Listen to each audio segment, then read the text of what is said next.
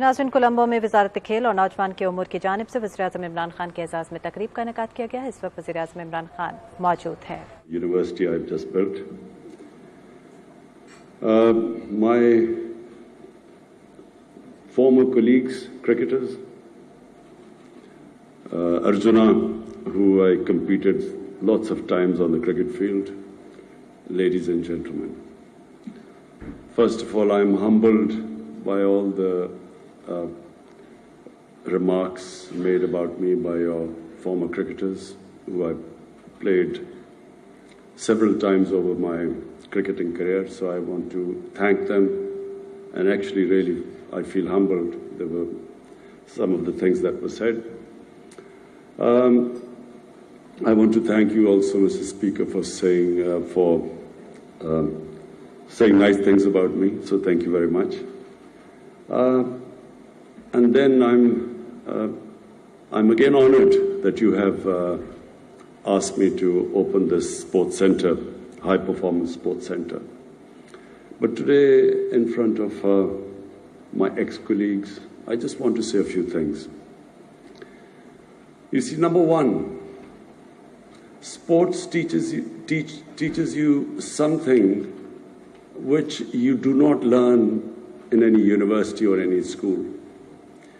Because the idea of competing in sports is to prepare you for life, for struggle in life. The problem is that some sportsmen, when they finish their sporting career, they live in their comfort zone. They do not want to take any more challenges. And the entire experience of struggle on the sporting field, which is taught to you, is lost. Because the moment you do not take on any other challenges means that that experience which you've learned how to struggle is gone. So let me just say one thing. What did sports teach me? Sports taught me that it was not the most talented player that became a champion. It was the player who had that ability to take the knocks, who knew how to take defeat, who was not demoralized by defeat, but who learned from the bad times. Because in life, whatever you do, life is never in a straight line. It's in cycles.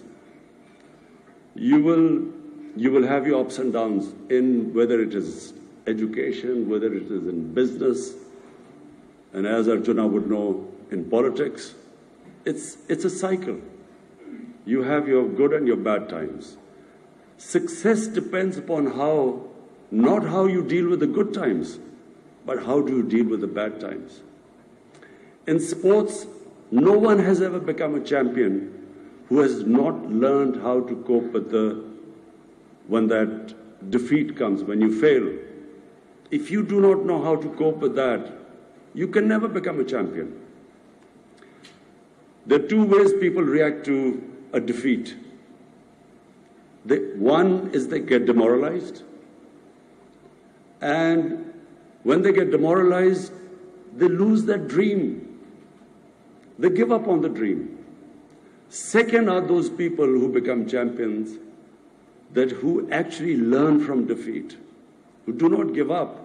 But every time there is a setback in life, there are lessons to be learned.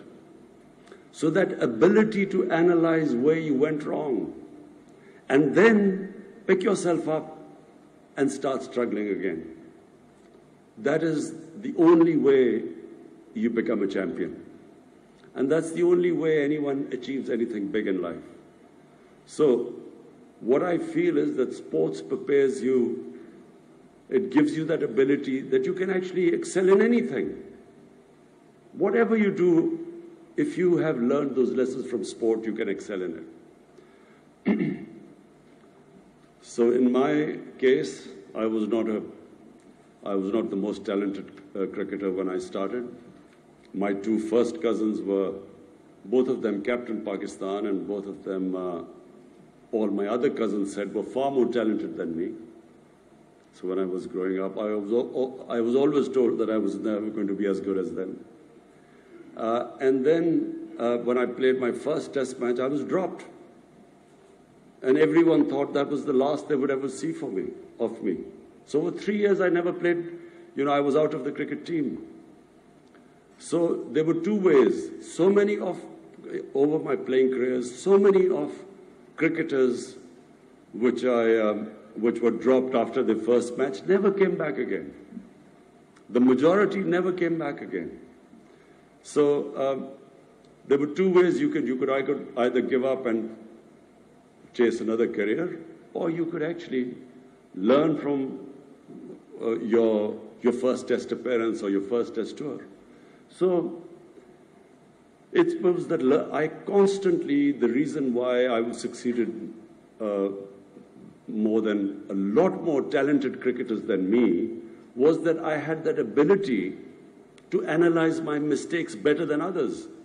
And then the second ability, I would work harder than most others. And that's why if you have that ability, you will keep improving. The improvement process never stops. So when I came into politics, I was just like my first test match. My party never got one seat. We were wiped out. And, everyone wrote my obituary in politics. They said, this is the last you will ever see of him. And I became the butt of all jokes in the political circles. And I must say I was very naive politically. So I became butt of all the jokes for not 1 year, 2 years, 5 years. For almost 14 years, people laughed at me. They always thought that this guy will never ever make it. Because I took the untrodden path. I didn't join a political party. I didn't join a group of old politicians and then form a party.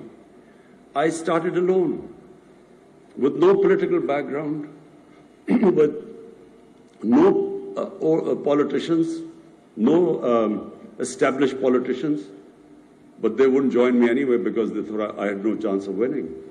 So I started with very few people, and for 14 years, Arjuna, message for you. For 14 years I was alone with very few people and butt of all the jokes, and no one thought I would win. So it was the lessons I learned in cricket that helped me in politics. The key lesson is that you only lose when you give up. As long as you don't give up, no defeat cannot make you lose. It's just a way of strengthening you. There's a verse which I've always followed since I was a boy. It is one of our greatest poets wrote this little verse, which said, it refers to the eagle or to the hawk who's flying way above everyone else. And it tells the hawk, he said, "Oh hawk, don't be scared of the force of wind that hits you. It's only meant to make you fly higher. Because when you have resistance, the Almighty has made us human beings such that the moment we face resistance, if we stand up to resistance, we get stronger." We in Islam believe that the human being was made by the Almighty God, even above angels. And we in Islam believe that when Satan was banished by God from heavens, it was the reason why Satan refused to bow in front of man. While all angels bowed in front of man, Satan refused. Because he said, I'm made of fire, I'm superior to him. And God told Satan that, look, even you don't know the power I've given to man. So we have immense power, all of us have incredible power inside us. But that power will only come out when we face resistance. When we pit ourselves up against challenges, only then that power comes out. That potential, that human potential only comes out then. Problem is that somewhere along the line we give up.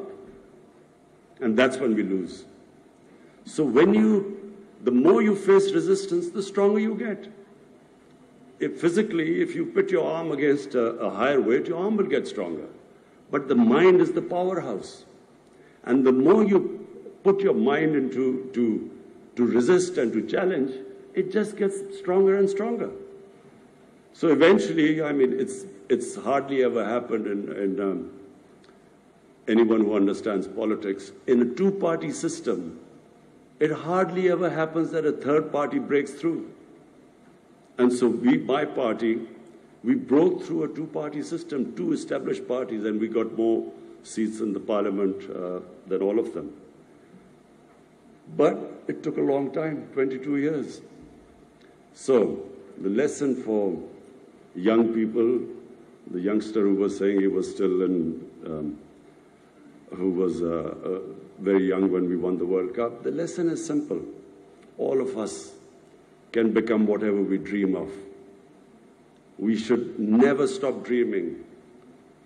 Anything that you can dream, you can achieve, provided you are prepared to struggle for it, and provided you do not get demoralized from the bad times, but instead, every bad time is a time of reflection, self-analysis, so that you even come back much stronger.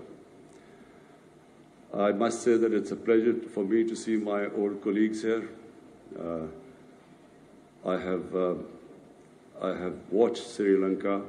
I came here first time straight out of university in 1975, and I remember playing against the Sri Lankan team. I always thought they had talent. I always thought Sri Lankan teams had especially batting talent. But then they did not have the self-belief. They did not believe that they could win. It was exactly the same with us. When I, as an 18-year-old, first played for my country, I remember we toured England, and I remember my senior players telling me that, look, do not think we can beat the English. You know, then colonialism was much fresher in 1971 when I first played. They said, you know, we've just come here to learn. My own senior players were saying, do not think we can beat the English. And as it happened, a series which we should have won, we snatched defeat from the jaws of victory because we didn't have self-belief. So I remember in 75, Sri Lanka faced that same problem.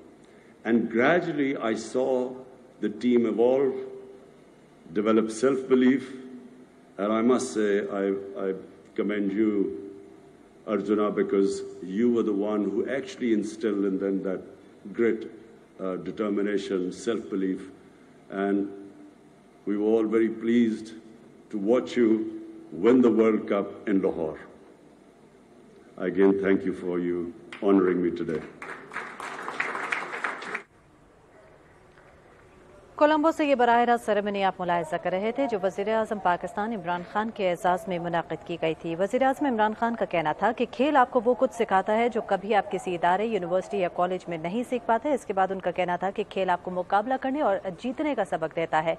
उनका कहना था कि जो अपनी हार से सबक ले वही असल चैम्पियन होता है। वज़ीर आज़म इमरान खान ने आखिर में कहा कि मेहनत और लगन से ही हम सब वो कुछ बन सकते हैं जिसका हम ख्वाब देखते हैं, और ख्वाब देखना ही आपको जीत की जानिब गामज़न करता है। वज़ीर आज़म इमरान खान के एजाज़ में कोलंबो में तकरीब का इनेकाद किया गया जो कि श्रीलंका की वज़ारत खेल और उमूर नौजवानान की जानिब से किया गया। नाज़रीन, इसी के साथ ही आपसे चाहेंगे इजाज़त। हुमा मलिक और शाहिद नसीम को दीजिए इजाज़त। मज़ीद किसी भी खबर या अपडेट के लिए देखते रहिए पाकिस्तान टेलीविजन न्यूज़।